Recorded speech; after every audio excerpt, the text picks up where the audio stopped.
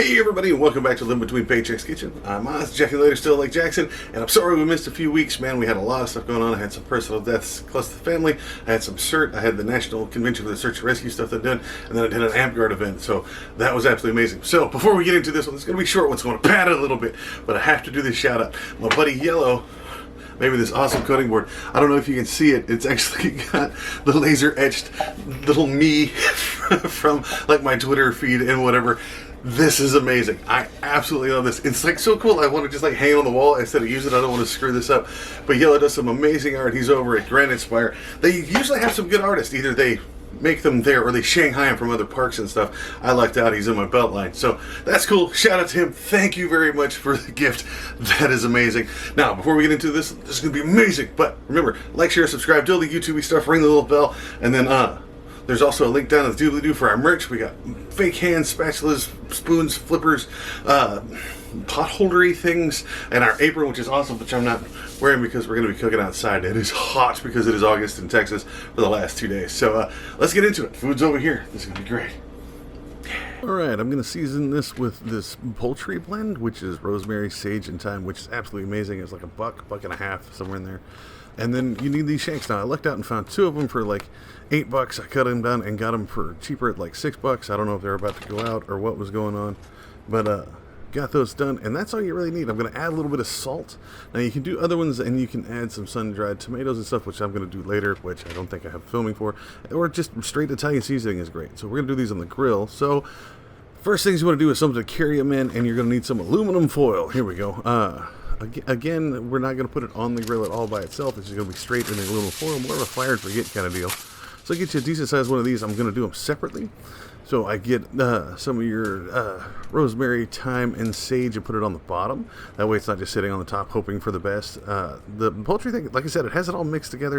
You don't have to have the full plant for them like I do with my mint and whatever. But just take and separate them a little bit. Make a little bed. You're just making a nest for your lamb leg here. Take that.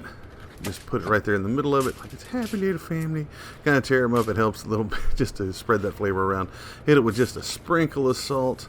That's just going to help tenderize that meat just a little bit because it's going to be on that fire low and slow for a long time. Okay, so wrap this up. Try to bend the ends up so it doesn't drip out.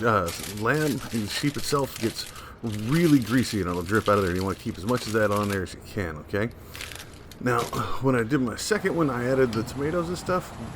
But I lost the video, so I'm sorry. So I went up to the grill. You want to turn it on. You want to clean it. Like, be careful how you're going to do this. I'm going to use this on this top rail that I'm showing you here, especially because I don't know who cooked on the bottom last night. I didn't clean it. Now, the fire in mine is in the very back, so you have to be very careful about leaving it back there. When I put them on top, you want to put it at about medium high. You want it to about 350 or so, okay?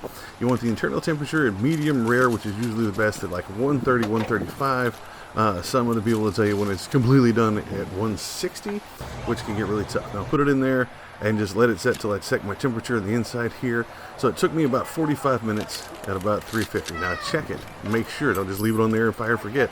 But that's all this took. This was very much rapid fire forget it. This is the one with the sun-dried tomatoes on it as well. Looks good. It gives you a different flavor and a different texture.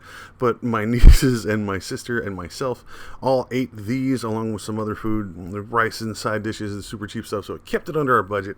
These turned out really well. But again, this is very much like a baking thing. Most of this is prep work. After you put it on there, you just leave it there. Now, you come back and check it, but I didn't want you to suffer through 5 minutes of me just like, hey, open the foil, look, it looks the same, close it, and going about the business.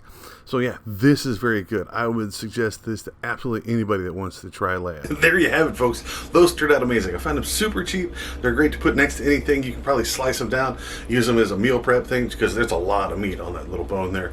But so good. If you would do it differently, you want to see me do it differently, let me know. Put it down in the comments. I know I got wins on my friend. She gave me this awesome recipe for lamb, and I really want to do it as long as I keep getting it cheap at the Walmart stuff. So that's cool. Again, put it down in the comments, or you can also find us on social media. I'm on Facebook, Pinterest, Patreon, and all those that live between Paychecks Kitchen. You can also find me on Instagram at Living Between. We had to shorten it down over there. You can also find me personally on all of those, including Twitter and TikTok, which is awesome. And I just reached 1,000, so I can start doing live stuff. So I might do a couple of cooking lives, or just let you watch along while I'm doing that. I think that'd be cool. And I will see y'all next time, man. Y'all be good. Y'all please be safe, all right? I'll catch y'all next time.